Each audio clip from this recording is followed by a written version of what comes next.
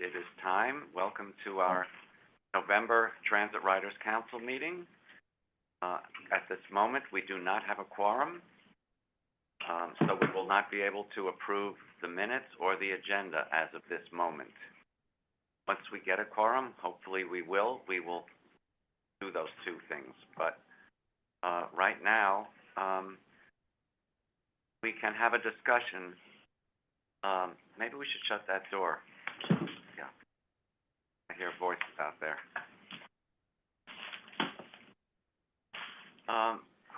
Who's going to begin the bylaws discussion? Sure, I can take that over. So I think it's been a few months since we discussed the bylaws. There are copies there if anyone wants to get it. For folks online, you should have received a PDF of the bylaws with track changes. I think the one major concern the last time we raised the bylaw for construction, for discussion in TRC. For construction, yes. Yeah, we're rebuilding them. Yes. It's a replacement, not a. It's a renovation. Yes. Yeah. It was the role of the TRC Executive Committee, which is, a different structure than MNRCC or LARRCC have. And I think from our perspective, we'd like the councils to be in alignment. And there already exists a PCAC Executive Committee, which has as its purpose solving conflicts that exist both between committees, but also, any other issues that. How many people are on that committee? 6. So it's the chairs of each of the three councils and a representative of their. Of each of the council. A second representative. So 2 per council. 2 per council. So, that was our thinking, is if there are issues both that are TRC specific or broader PCAC issues, they should be just raised to that committee.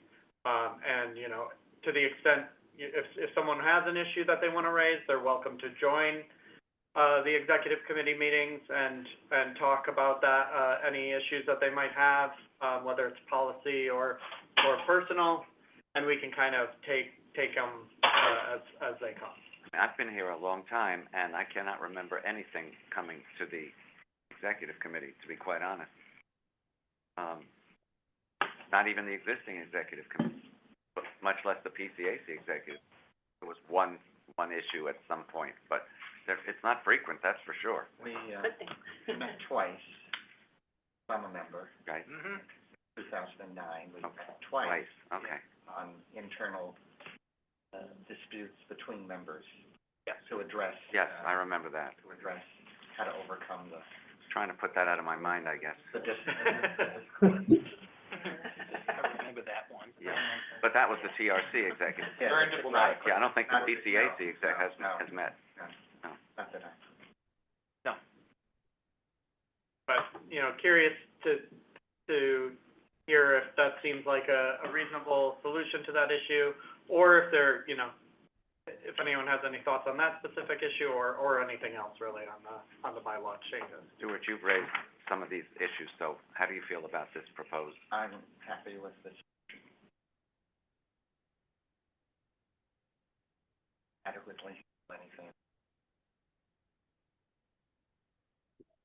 The objective layer of separation, so something like. But let me just ask you this, Brian, if you know the answer to this.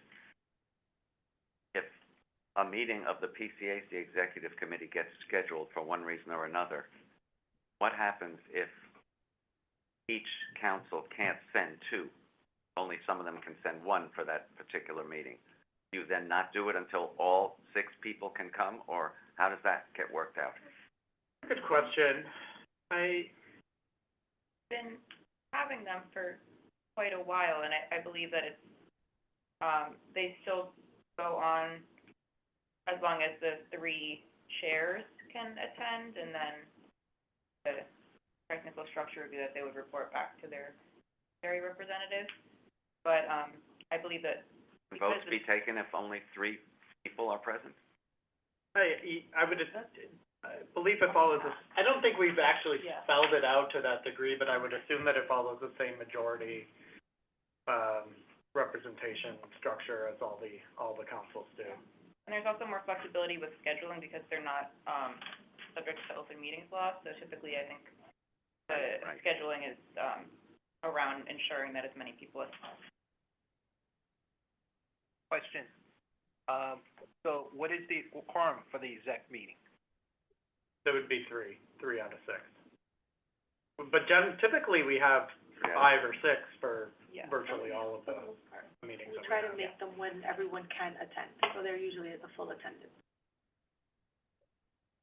Right, and does anybody have any other thoughts on Um, this change? We obviously don't have a quorum yet and cannot vote on it, but, And we do need 2/3 to eventually pass them. NYCTRC passed them at their meeting earlier this month, but we do need 2/3, to actually pass them.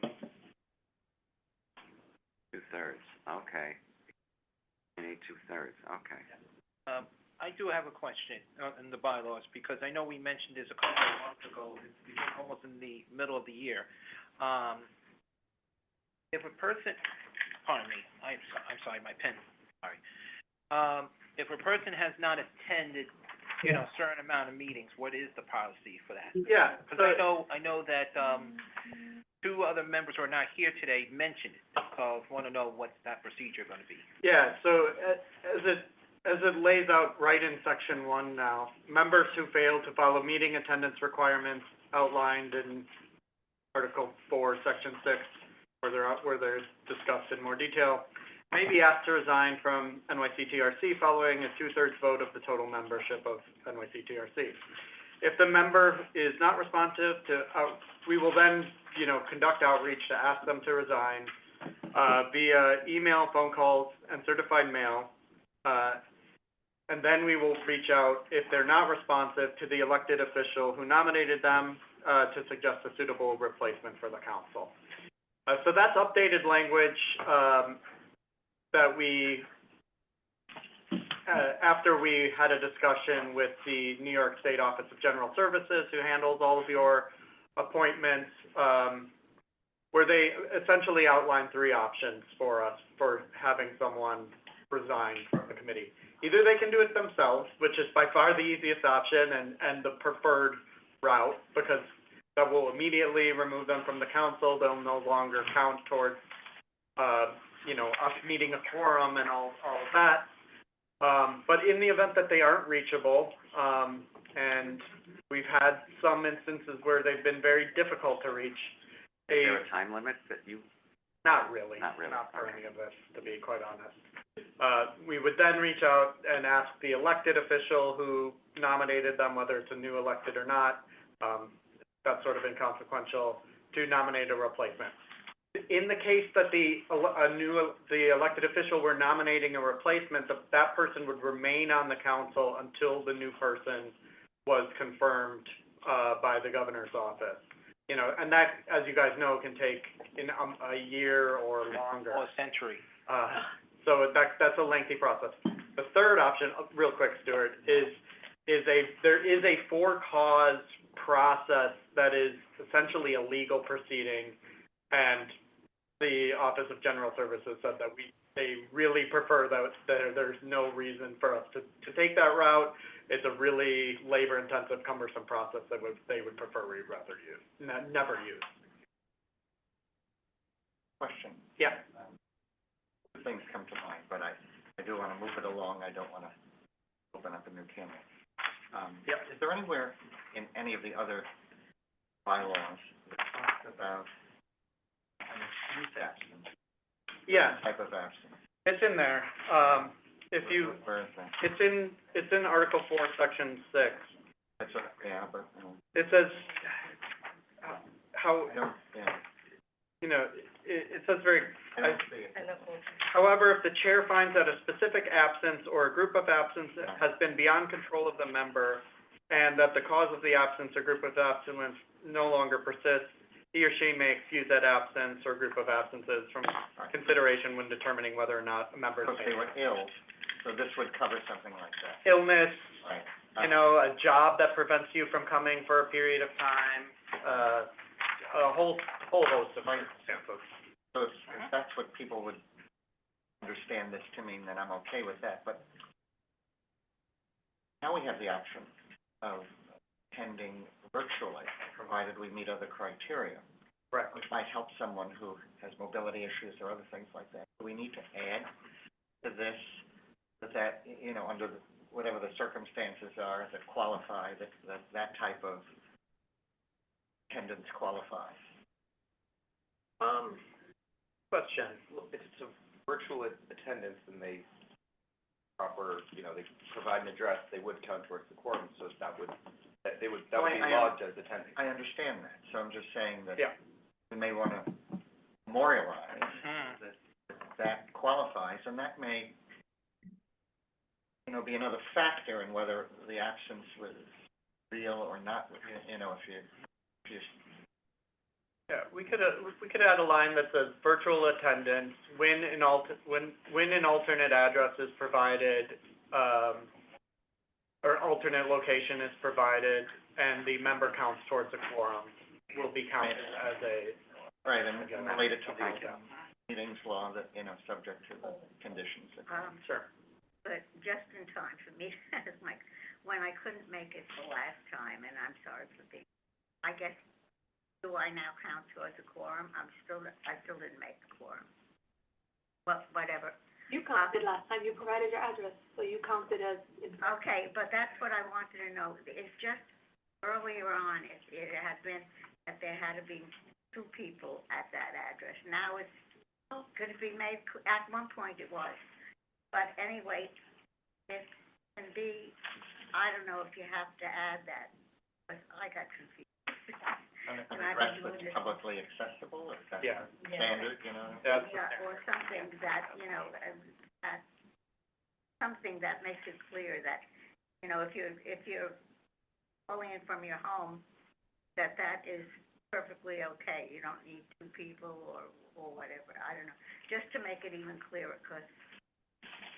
okay, I mean, does it have to count towards quorum, because I'm not putting my home address as a Well, public That's what it is. I agree.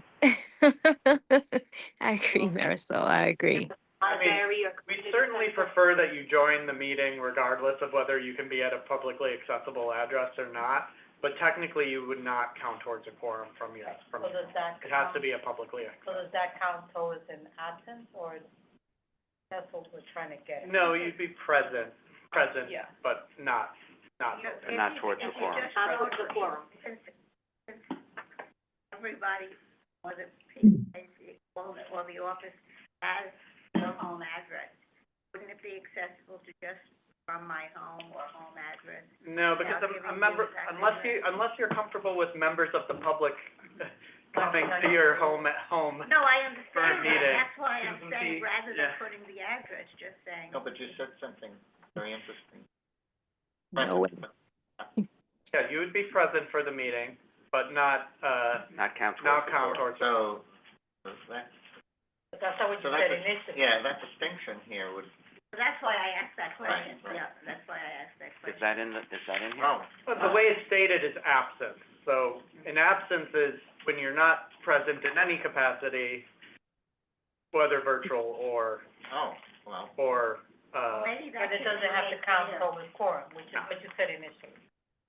thank you for correcting me on that. that's why I was. That's why we were Right. trying to verify that. Got it, okay. Can that be possible, I'm sorry, but, can that be possible to add that into the bylaws? Yeah, I can spell that out so that Yeah. it's a little clearer for everyone. Because We that, can, we can refresh this now that we've had this discussion, I think. Yep, absolutely. That would be good.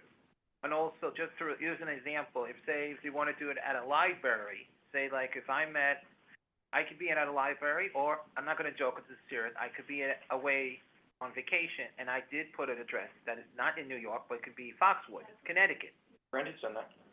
You can do that. or Albany, yeah. It can literally be the cafe below your apartment. Right, it could be the Starbucks, Yeah, 'cause your some lobby, apartments or don't have a like cafe meeting in room unit. in your building, if there's like a community boardroom or like wherever. Doesn't have to be like this. Community room, not community board room. I mean, community room. Yeah, I'll Local bodega. Well, or Starbucks or something, it just has to be a public location that if someone else who is attending this meeting can join there if it's for their convenience, that's what it comes down to. But just, And also too, I think the hope is that this law will change and it will become less burdensome where that, this requirement. That too. That's one of the things we're pushing for, so hopefully this will all be moot eventually, because it is kind of onerous. but I do wanna add something, you know, Jessica has one point good, I wanna add that piece. Because you do have someone does use community board address, and they are there too, so I just wanna say she is right on one point. But there is a second thing I'd like to bring up.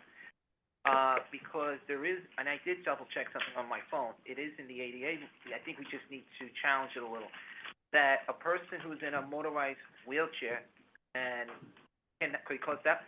Can I please finish, Andrew, because I like to finish. I'm not stopping you. I know, but you're giving me the look like I did something wrong. I actually am not. I'm looking at this Oh. paper. Can you see that? No, I'm just on my phone, trying to, Okay. because it gets upsets me too. Easy, guys. Thank you, Bird, I love you, Bird. You want to see a fight? Yes, what I was trying to say is if a person cannot come in because of the motorized wheelchair, it could be down, or because they cannot leave their presence, I just think it'd be fair to give them the fair trial that should count attendance.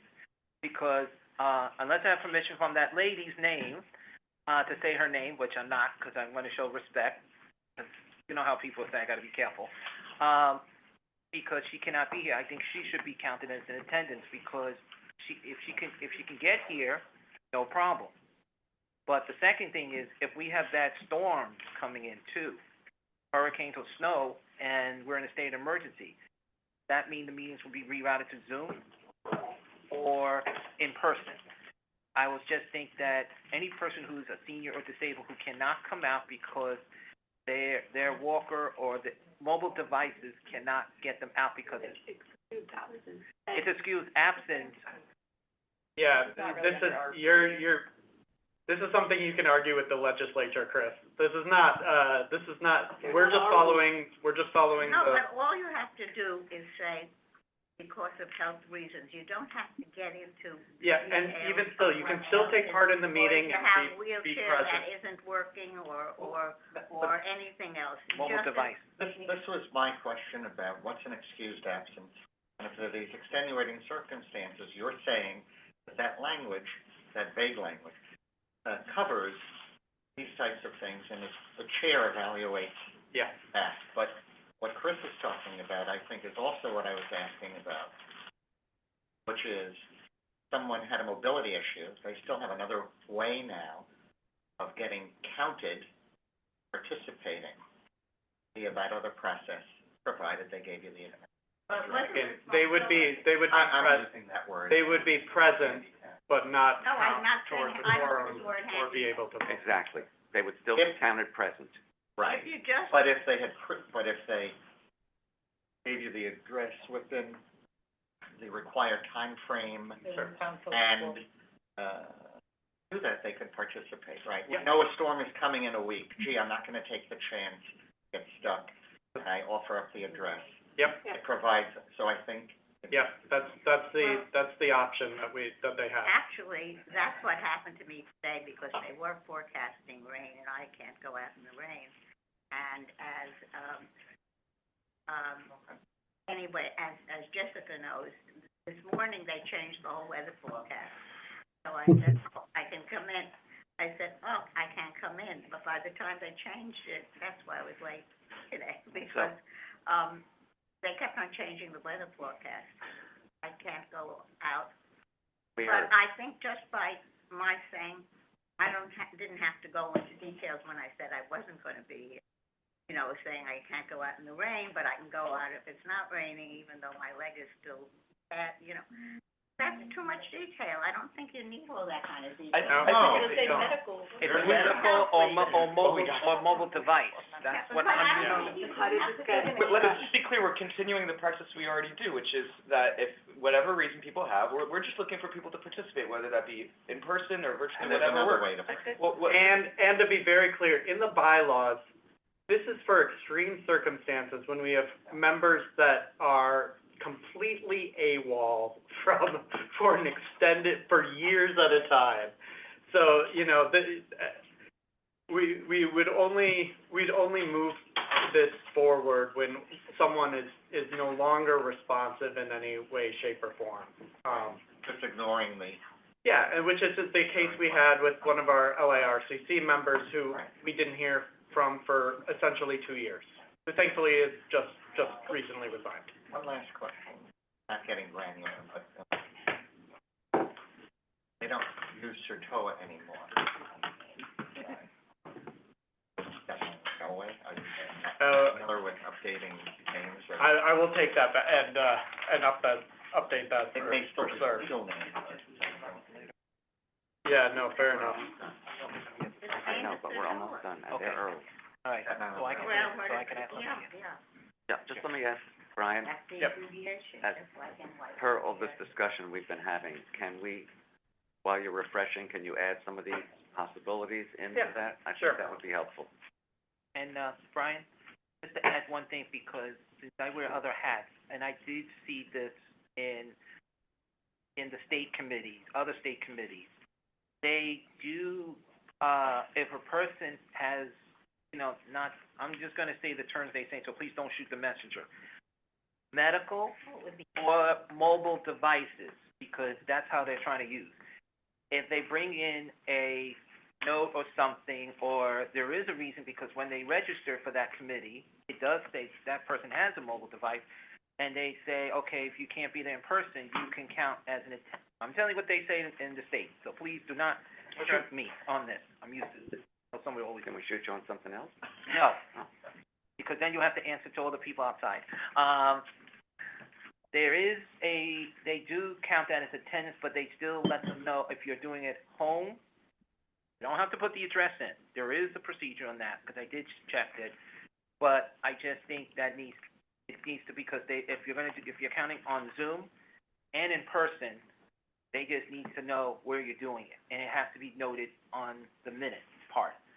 It is in some new procedures. I just think, it's not just legislators. Legislators are trying to work on the ADA and the human rights law. All right, if you can send that to us, I'd be happy to look at it. Brian, you and I I'll send it to you. No, if you look at, I just looked at the minutes from last time, and I have a little asterisk next to my name. Yes. And I think that's because I originally said I wasn't going to be here. No, that's Oh, because, then why do I have the asterisk? because your address is listed on the top as you counting as a present. Or virtually.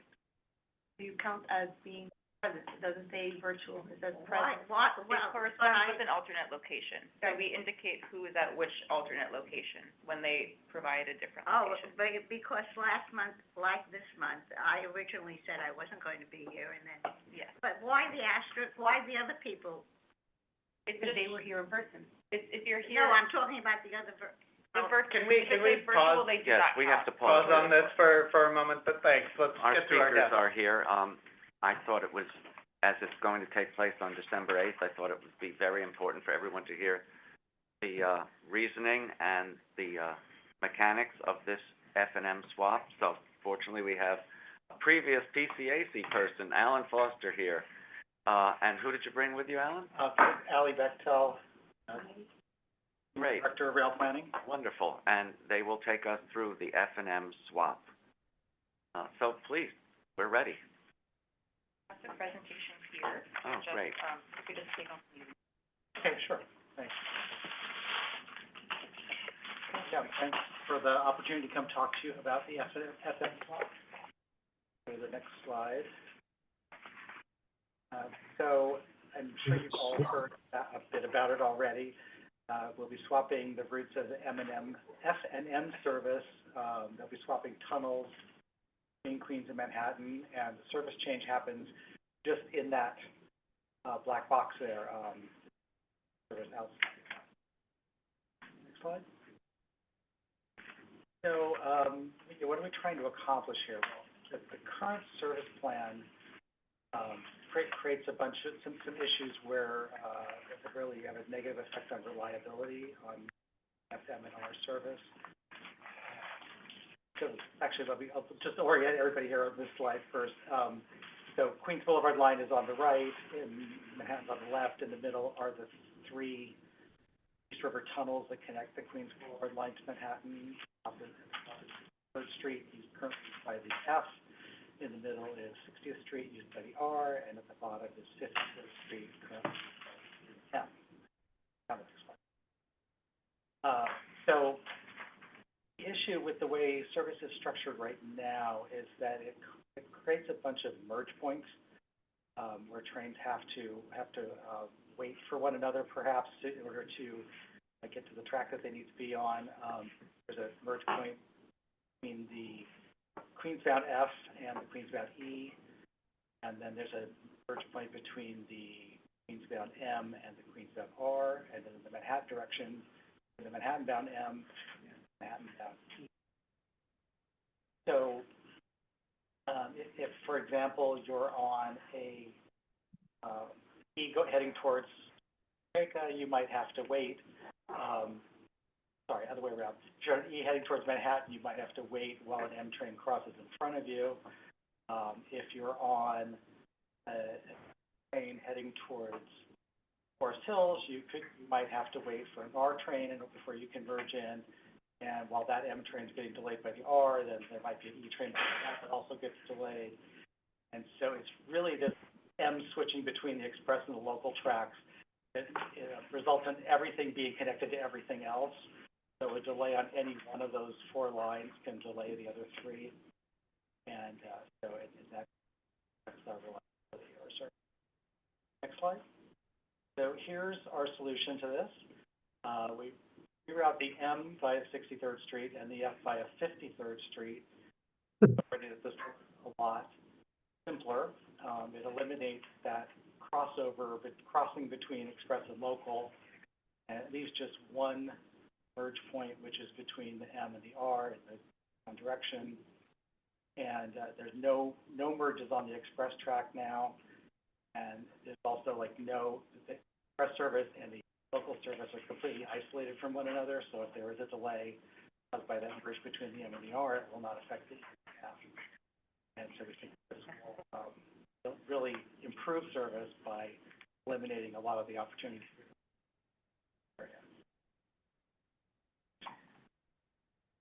And this service change will be in effect, goes into effect December 8th, as Andrew mentioned. It'll be in effect weekdays only, about 6 a.m. to 9:30 p.m. During the nights and weekends, there'll be no change from the current service. So nights and weekends will run via the 63rd Street line as it does today. And the M will follow its current pattern where it runs between Metropolitan Avenue and Essex Streets, weekends and late evenings.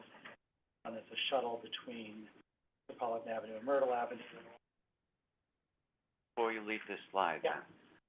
So, we all understand the 6 to 9:30 business, but is that 9:30 for the train leaving its terminal, or is that the center of all of this? Which 9:30 is that? That's kind of in the center of all this, yes. It definitely depends on where you are, which train you're on, which station you're at, and which direction you're going. Can I follow up on Andrew? Wait, I'm not done Oh, I yet. thought you Yeah, were. sorry. Will there be, I'm sure there will, I've spoken to people in signals and everything, will there be notices to the public on the electronic billboards and everything saying, this last M train in this tunnel until the next time, or, will it have definitive times for people at each station? Yeah, the customer information screens in the station, they're actually gonna have, add a message to it saying which way the train is going so that people will know. Because you can't necessarily tell if it's an M train or F train going to 179th Street could be going either way, right? So Right. They're gonna add a line of information on that. Can I follow, It'll say, clearly which way the train is going, and of course, the onboard announcement. can I follow up on Andrew's question now? Andrew? Go ahead. May I? Sure. Thank you. What I don't understand, and I had read the whole thing, is if you're going to make the change, why have different times for different changes? You're going to change the swap, the F and the M, just do it. Instead of people having to figure, am I going to, is it 9:30, is it 8:30, is it, even if the sign is there? Because it's so much simpler for the public. You know, I hear this all the time about whenever we do, not just this thing, but, you know, make changes or change schedules or whatever. But on this one especially, I didn't understand when I read all the stuff about it, why you have different times, swaps, and sometimes yes and sometimes no. Right, so the reason is this will be following, you know, essentially what the M does now. It only operates along Queens Boulevard weekdays and up to about, you know, 9:30-ish. And it's not really feasible for us to have the M operating on Queens Boulevard nights and weekends because there's always planned work going on, and when that happens, we would have to suspend the M service. So felt that rather than scheduling M service to operate in a way that'll very seldom will, less confusing to, you know, realistically say that the M is not going to serve Queens Boulevard. Based on, I mean, I don't use either of those lines, but based on people call me all the time because it's been so long. And that question came up a couple of times. You're going to make, you know, if you're going to swap, but don't have it at certain times, and certain times yes, and certain times no. And It has to be this way, Trudy, because the why? M doesn't run along Queens Boulevard. It only goes between Metropolitan Avenue and Essex Street sometimes of the day. And you can't leave Roosevelt Island and, you know, other stations without service. Well, if you're going to. That's why the F goes back. If you're going to change, I don't know, to me, if you're going to change the service, then change all aspects of the service. And if you're not going to change, don't change any aspect. I think based on a couple of calls that I got from people out in Queens. Those that I folks know. probably don't understand that Well, there's I don't understand. there's a huge bottleneck after 36th Street because of this crossover, and you're delaying people on 4 lines with that, so, but please continue, I was Alan. just gonna say, like, Well, you know, Andrew. Yeah, You are not answering my question. If you're going to make a change, then go all the way. It's like, you know, there is no all the way, because the M is not it doesn't run there all the time. The M doesn't run after 9:30, that's why it's only until that time. The F runs overnight, the M doesn't. They end service. Why would they It runs, swap but it doesn't run there. Right, why would they swap it if it doesn't? then, hey, you know something? I'm going to refer people to you, Andrew, or anybody who calls and asks me about this. Whatever. And maybe they'll understand your answer, because I don't. Okay, But let's go on. please go on, Alan, sorry. Okay. So, where was I?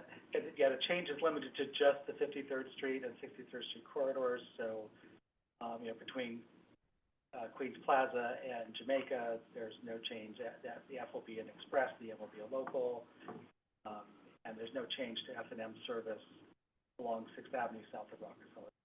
And really, the change is just in that box that was on the first. And next slide, please.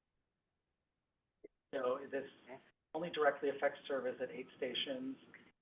These 4 here: Fifth Avenue, 53rd, Lexington, 53rd, Court Square, and Queens Plaza, which are served today by the M on weekdays, will now be served by the F. A question. Excuse me, sorry. So the E is serving those stations all the time. Correct. So Trudy, someone traveling along the Queens corridor can always get to that station with an E, Exactly. with a cross-platform transfer, right? At an express station or from a local station, right? And then, the 63rd Street line station, 21st Street, Queensbridge, Roosevelt Island, Lexington, 63rd Street, and 13th Avenue. Those are currently served at all times by the F, but now they'll be served on weekdays by the M. So why are we doing this now? Well, I mean, this is, you know, we've been aware of, sort of bottleneck for some time. But a year and a half, 2 years ago, did the 63rd Street track replacement project where we had to alter service 24/7 for several months. And because we weren't able to operate normal service on 63rd Street, we rerouted the F. doing it starting December 8th, a little bit different. But, you know, we found that with having things sort of straight railed there, on the express tracks up by 53rd Street, we, experienced more reliable running times, we'll have faster trips, and our peak hour on-time performance was improved. And so having seen that how doing this change on a temporary basis improved service, we, that really was the impetus for us to pursue this as a permanent change. Next. So what does this mean for customers? Well, everybody traveling on the EF, M, and R between Queens and Manhattan will benefit from increased reliability, reduced delays. There will be a net travel time savings for customers. There'll be reduced crowding for riders at 53rd Street stations, and potentially less crowded than F trains. And there'll also be, for the first time, permanent direct service between 3rd Street line stations and Queens Boulevard line local stations. For example, if you wanted to travel between, say, Steinway Street and Roosevelt Island, 57th Street, there'll now be a direct service. Of course, with any change that we make, there's always pluses and minuses. The drawbacks are there will be some customers who have a longer trip. So, you know, there's a net savings if looking at all the customers overall. But if we look at customers who have a significant time increase of 4 minutes or more, that's only 2% of the Queens Boulevard 53rd riders. So again, overall, there's a net benefit. And the other drawback is that during rush hours, the M is a little bit less frequent than the F. So customers boarding at 63rd Street line stations will have some additional wait time, but it's only about a minute. Next slide. And we're mitigating this by adding M service in the AM and PM peak hours, bring M service levels closer to F service levels. And so, yeah, with that extra service, we're just talking about an added wait time about a minute at those 63rd Street line stations. And that's the trade-off for that is that they'll have M trains that are less crowded, so they might wait an extra minute, but a train will come that has plenty of room for them to. So it can be an issue with the F service by the time the trains arrive at Roosevelt Island. They're basically as full as they're going to be. Having that service, and I think we can go on to the next one. Customer communication. So we're going full steam ahead with our customer communications plan. Look ahead posters are in stations now, and starting next week we'll have Take One brochures available in stations. We're updating all the maps. Information will appear on our website, a digital feed, apps, trip planners. It'll be on customer information screens in the stations. There will be announcements made in stations, sort of like leading up and at the beginning of the service change to aware of the change.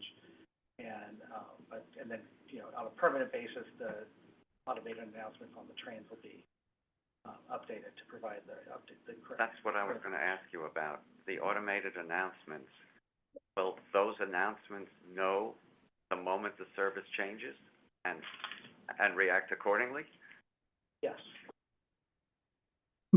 That the conductor will set it up for whichever route the train is going on, and it will, yeah.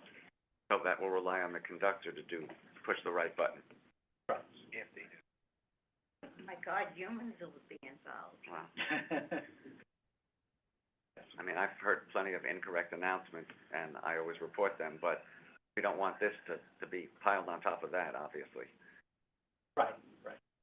And we're, you know, definitely doing a campaign to inform the conductors of the new route patterns and what code to use. Where will the conductor initiate these changes? At 47th, 50th Street, or at Roosevelt Avenue? I mean, where will they actually start the new recording? Actually, at the beginning of the route, they will know which direction. So at the beginning of the route, they will know which route they're going to end up on. And if there's some change en route, then they can update. Wow. pattern of the trains following. Good luck. For all the automated announcements, the conductors are entering. Could you speak a little louder? Can you speak a little louder? We didn't hear you. So that's the case for all of the automatic announcement systems. So the conductor is putting in the route before they begin the trip. Thank you. And the conductors are also given scripts when there's GOs, and they sometimes don't follow them. But anyway, we'll see. So we're, on the onboard trade signage, it's all the same, something these lines, that's all electronics, updated, trip maps and exterior signs. And we're in the process of updating station signage at, not only at the 8 affected stations, but other stations in Queens and Manhattan. And then we'll have a customer ambassador program, so starting next week, have people out in the system handing out brochures and answering questions, and that'll continue for a week or so after the December 8th change. Direct customers either way. Will the ambassadors be only at the 8 stations affected, or some of the tangential stations as Some well? of the tangential stations, so yeah, those 8 stations definitely, and then some additional stations along 6th Avenue Queens in Boulevard. Queens, like Yeah. Roosevelt Avenue, or still. Right. Quick question, will the M trains be full-length trains? No, they'll be the same 8-car trains that we have now. It's not the stations on the other end of the line are not able to accommodate 10-car trains. And if, Right, on the and if he says elevated portion. Okay. the M trains will be less crowded, so That's what, we'll see. I'm waiting for my questions to be finished. Yeah, actually, I think, the next slide is, any questions? Oh, that's a good one. Andrew, may I go first? Please. Thank you. I have a couple questions. You mentioned about ambassadors. I think you do need to remind them, and I know my colleague Kalia will back me up on this as well as Trudy. When you guys change a route, like when we did the closure of the 63rd Street Tunnel, they were not trained enough about accessibility reroutes. So now with this change, we do need to explain the accessibility customers who, and when I say accessibility, that's seniors and people with disabilities and veterans. So I'm saying it's one word to make it easier, quicker. The concern is they need to know that instead of the F running for the 63rd during that weekday, need to remind them that the M will be available. And yes, if they switch from the Q across the platform from the M, they just got to know that the M is going to go local. So you need to allow yourself at least 10 to 15 minutes, because switching at Roosevelt Avenue to the F Express, a lot of people over there. And I'm going to say not just the JFK rush, strollers, and a lot of seniors and people with disabilities using carts and everything. Very heavy. So I do want to remind that Roosevelt Avenue is one of the heaviest. I would tell people, if you're just going further up the line, stay on the M to the Forest Hill, because it's a little more opener and more breathing. Right. So can we please remind them in either direction, make sure to give the accessibility updates? Because they do okay when the F had to be replaced in the 63rd, but it needs to be better. Yeah, thank you for the reminder. Yeah. Appreciate it. The other thing, when I'm going to back over to Andrew, because there is a series, because I was yesterday at the IBX, and I took the last M train that says Forest Hill bound at Metropolitan. How could you have been at the IBX? It's not running yet. IBX open house, sir. That's different. Thank you. At least I got him laughing, so that makes it good. I saw it said M train, the last one. It didn't say last one, but I saw it said Forest Hill, the next one's Essex. So it leaves at Metropolitan at 8:40. I don't know, the way it looks like here, you're saying 9:30. I'm thinking Metropolitan, the 9:30 one, it should be the last one at Metropolitan. So are we extending it, or, the last M train leaving at Metropolitan is 9:30? It'll be still the last one to leave Metropolitan about the same time. 8:40? So, yeah, and 9:30 is more what time we're crossing the river. That would be like, Going to Queens Boulevard. yeah, going to the 60. The other part that I think anyone didn't ask this, because I know I'm going to say it before, because I know some people that ask. If, say, there's a delay on the M in either direction, are you going to tell one F train go through the 63rd Street Tunnel? If it's a lengthy delay, we probably would do that. But during rush hour, you do have two Fs. One goes to Kings Highway, one goes to Stillwell. I would say if there was a delay on let's say the next M is 15 minutes away, we need to do something with that gap, because there are times the M might have an issue on Queens Boulevard or coming from the outside elevator line in Brooklyn/Queens. Yeah, and it's a sort of judgment call that service delivery line management would make. Sometimes they sleep. And it's just, similarly now, if there were a long delay in F service, they might reroute an M. Whose judgment? You said a judgment. The dispatchers and the line managers. If they're awake. Christine. Come on, anybody Up have, to a point, I will be nice. But anyone there are have any times other there's a questions? gap. I'm speaking for accessibility. Anyone have any other questions about this change? So, posters will be going up in stations a week in advance? Or will it be on the electronic billboards? Posters should be up now. Okay. And it'll be on the out front billboards, I assume, as well? Yes. The maps will be updated. Now, sometimes on those out front billboards, they have strip maps showing the route. Will those strip maps know, like, if you're close to when the situation changes during the day, will it know which one it's going on? Yeah. Or it'll know that by then? All right, well, this is gonna be interesting. What's next? You know, the great Chinese. Nostrand Junction, DeKalb. Well, Nostrand Junction's a kind of a Oh. crack, but, Yeah. Andrew, you know the old Chinese curse? With your work, and you live in interesting times, so it's That's for sure. interesting that you just used the word interesting. So on the Nostrand Junction issue, I've heard lots of schools have thought on this, and if you just didn't have the trains cross each other at Franklin to go down Nostrand Avenue, if you had like the 2 and the 3 continue to go to Flatbush and the 4 and the 5 go to Utica and New Lots, doesn't that solve the Nostrand Junction problem? As opposed to having one of each go to each end of the line? yeah, the issue is that then something has to cross over in order to serve the two, local stations, Kingston and, what's the other one? Nostrand, thank you, Kingston and Nostrand stations, so then that ends up creating a merge between the 4 and the 5, and, But that's easier than the Nostrand interline, doesn't it? I think Yeah. it probably still needs a infrastructure fix, construction project. Since we're mentioning that, because I sometimes do travel that direction if I have to go to Brooklyn College. The only thing that it does disturb, and it does delay the 4 and 5, is, they should be held in the station, not in the tunnel. And it's like, I don't understand, if you have the 5 already there first, and you have to let the 3 go ahead, everything gets blocked. There are times there's a train outside the station that can't come in, because that train is halfway in, part of the station.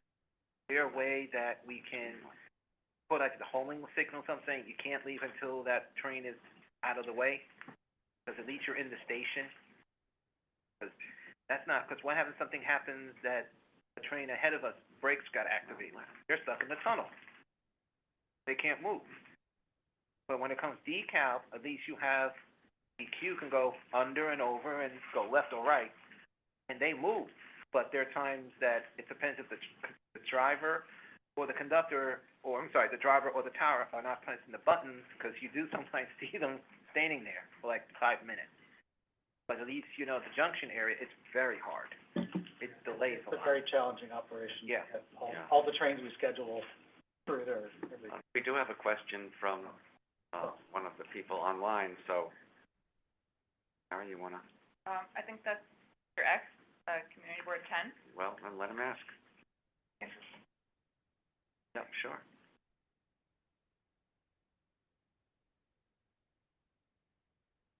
It's their end. I think you have to unmute yourself.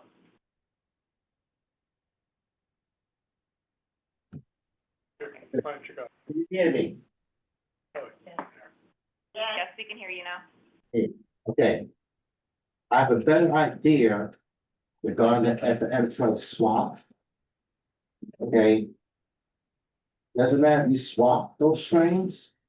Trains will, transfers between Fifth Avenue and 50th Street during nighttime hours will be suspended, and that's been the case since December 2001.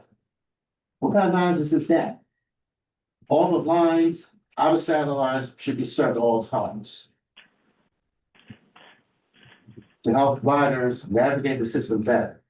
You want to continue to suspend the service between 50th Street and Fifth Avenue during nighttime hours? And all weekends too, for that matter. That's fine with me. But that's not helping the riders, especially those who are unfamiliar with the system like myself. Where You do you telling, think service is suspended? what I said was, it doesn't matter if you swap the F and M trains. Service between 50th Street and Fifth Avenue will still be suspended during certain hours, and that's been the case since December 2011. You don't have trains running between the 2 points at all times. That's been the case since then. So what are they supposed to do when they're trying during off hours? Are they supposed to do what Steve McQueen did in Bullet? Are they supposed to do what Gene Hackman did in The French Connection? Are they supposed to do what Roy Scheider did in The Seven? Are they supposed to do what Gold did in the Sugar Express? What kind of nonsense is that? Let's get you an answer. Is there an I'm answer? sorry, I didn't understand what the Can't question was. totally hear, but Yeah, it's a little tough. there is. No station is gonna be without service at any point. You might have a different route, but every station will have service, correct? Yeah, Not every due to station will the be swap. served at all times. Not, yeah. Yeah, when we Oh, have. but what I said was, the service between Fifth Avenue and 50th Street will be underserved, will have no service during off hours. That's been the case since December 2001. Are you serious? How does that benefit the riders? 47, How does spending service between the two stations during any hour benefit the riders? Regardless if they're familiar with the system like myself. So what you'd have to do is you'd have to take the E train to Seventh Avenue and then get a B or D down to go down Sixth Avenue. That's how you get around that. Okay, Andy, nobody should have to do that. There's no reason why trains can't run between 50th Street and Fifth Avenue at all times. That's what the M train stopped doing in December 2001. You replace it with the V train, they replace it with the M train. M train is below the 6 line, it belongs on the BMT Broadway after line, Broadway line. Okay, you wanna put another train on the 6 line, put the K train on that line. Cause that's what you had between January 93 and all that says BFK. I think the Between K's coming back. RSA and the Sunday, so you have BFKK, that's what you should have. All right. Thank you. Thank you. Common sense. Stuart, did you have something? Yes, map isn't there anymore, but when they opened the 63rd Street Tunnel years ago, they truncated the G line. So, the reason was capacity on the Queens Boulevard line. So with this change, is there any thought to extending G service and providing additional local station support for Queens Boulevard riders? Yeah, this doesn't really change that situation. We're only able to run 4 services on Queens Boulevard during the weekdays, and then nights and weekends when we're doing planned work, we can only accommodate 3 services. So, we're still, E, F, M, and R, it's still 4 services on the weekdays.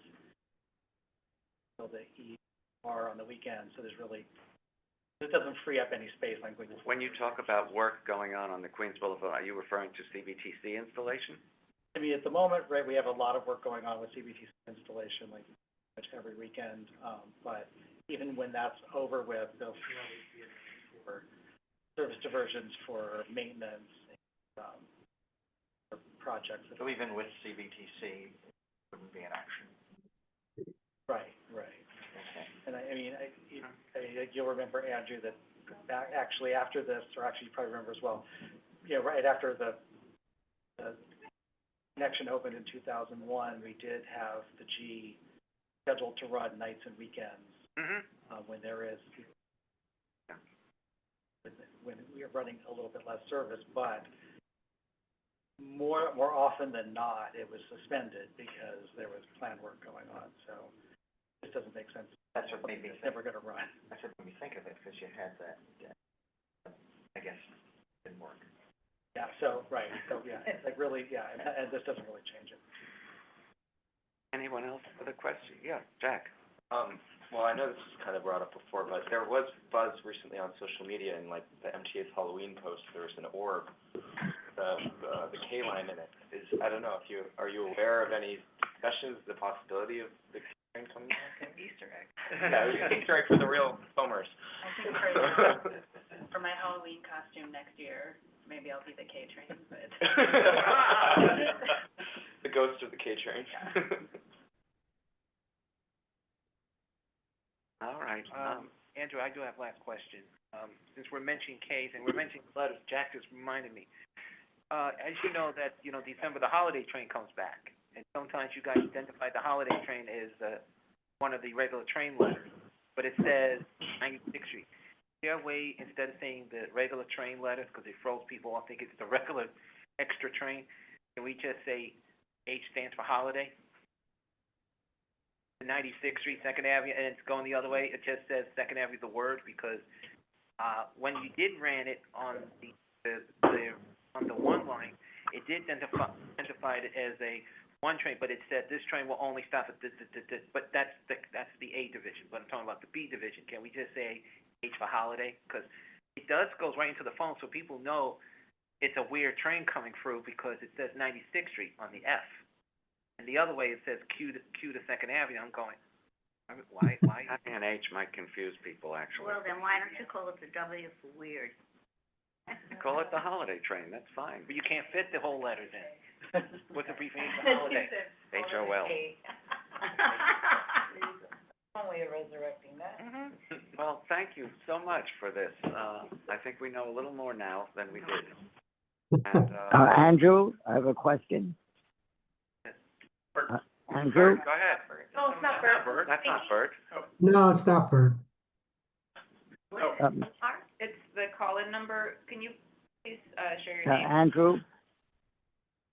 Alan here. Could I, ask a question about the maps? Go ahead. I understand that maps, for inside the, train cars, station walls, station platforms, and the general maps giving out were just reprinted before the F and M swap. What about that? The issue of the cost of having everything printed, and now the maps are somewhat out. All the maps are out of date because it doesn't reflect the swap. Do you know when the last series of maps was printed? Well, this is what I heard say, that it was, I mean, most people use done. apps now, and those apps can be immediately changed. Andrew, the new maps were printed about or distributed, and they were shown to us by marketing before, and it's maybe 2 months ago, 2 or 3 months ago, at most a year. That was PCAC in December last year. December last year, actually, so it was a year ago, actually. Well, that's 8 months, whatever. I mean, and it was about 6 Almost a months year, when yeah. all of this work was started. I mean, it brings So, up. the new maps, everything will have to be reprinted now showing the swap, right? Yeah. Yeah. I mean, the biggest printing is the pocket maps that are, that people take with them. And there's always a need to read those anyway, just to replenish them. But the beauty of And also the maps, inside the, cars. And a lot of the maps are on screens. exactly. A lot of them are digital now. Yep, absolutely. And the kids love them. Anything else? And also there'll be maps for inside the cars. It will be. Correct. So all the ones that were printed, what she said, two months ago, are sort of obsolete right now. There's a lot of minor changes, like station renamings too, so I think Yeah. comment. And accessible stations. They're probably updated more often. Yeah, that's right, because station changed 23rd Street, Baruch College, since the last printing, so. And Church Avenue on the B&Q is now accessible. yeah, accessibility changes really frequently. Yeah, so you can't ever win with those paper maps. No, you're better off with the digital, definitely. Uh-huh. Thank you. Thank you so much. Thank you. Much appreciated. Really appreciate it. Have a good one. Happy Thanksgiving. Happy Thanksgiving. Thanks for coming.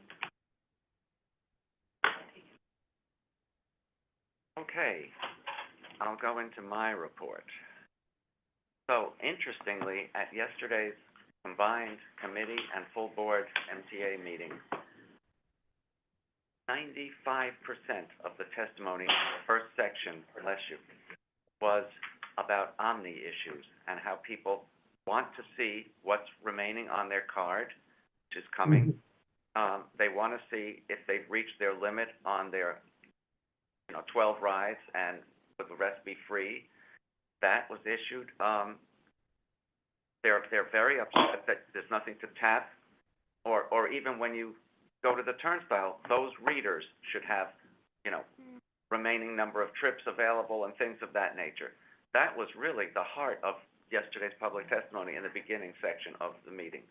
And a lot of people were blown away by that. In fact, some people also mentioned that they're not sure that their charge was administered at the right time. They're not sure they weren't double charged because it doesn't show how much is left on your card and all of that stuff. And there was so much negative that actually 2 board members voted up in opposition to Cubic's new contract. It passed anyway, but they wanted to express their opposition, and it looks like they're going to try to get somebody from Cubic to come in person and answer some of these questions. Because I know it's a major transition from MetroCard, and we're trying to incorporate the commuter rails as well, but things are not progressing at the level that everyone expected they would be. And it's not like Cubic isn't familiar with the tap cards, because PATH is administered by Cubic, all of their turnstiles, and they have tap cards for years. So it can be done, we just don't know why it's taking so long. And you have a question already? Yeah, about Cubic. Go ahead. The authority, well, everybody has had negative experience with Cubic. No, yesterday at the meeting, I forget who it was who asked why they were chosen again, given their negative history, and I don't think there was any answer to that. Do you have an answer why Cubic was chosen? I mean, but they might have come in at less price, but sometimes cheaper is more expensive. I'm sure it was a less price because they're already so ingrained in the conversion to Omni. Plus, you want somebody that's really familiar with everything that's going on, and because they've done a lot, like 3/4 of the work already, they're very familiar with that. But the question that was, well, I don't know, you didn't answer, nobody on the board. Nobody answered that, and I wouldn't be the one to answer that anyway. Whoever asked the question then said that they were very dissatisfied, so maybe, even though it's after the fact, but Cubic everything they've done has been a disaster. They may be familiar, and I'm saying this now, and I'm going on record because going way, way back, Cubic has always been a disaster, and when it was brought up yesterday, over and over again by the public who spoke and by members of the board, and nobody seemed to answer the question, so maybe we can ask the question and try to get some kind of an answer. I doubt it, but I know that several board members are asking for a meeting with Cubic or to have them come to the next meeting and speak and address some of these issues. And I can tell you if that's going to happen. No one is saying that the additional enhancement is doable. No, it's going to be done, in fact. But it's getting the real time. Exactly. But Cubic didn't do it. Yeah, exactly. We haven't heard you haven't heard a timeline for. I have not. They're not giving a time frame. They're not giving a timeline. That's correct. I would like to push Yeah. for us to continue to push for it to happen sooner rather than Right. later. Well, Oh, yeah. maybe, can we, besides the board, hearing from Cubic, we make a request that maybe we would like to hear directly from Cubic? Make a request. I mean, if everybody agrees. I already agreed anyway because Okay, no, but I mean officially now, we either write a We letter or can ask. put it in, but we can't I'm vote. asking that it goes in the minutes. I know, but it can go public, because we will have people that we answer to. There are apps attached to the card that give you that information? Attached to what? Yeah. An app To the Omni attached to card. the Omni card. Not yet. There Not will yet, be but an it's app, there's a Omni.info. website. There's a There's a website website. where you can put in, when you want to refresh it and how much you want it to take out of on a different account or whatever.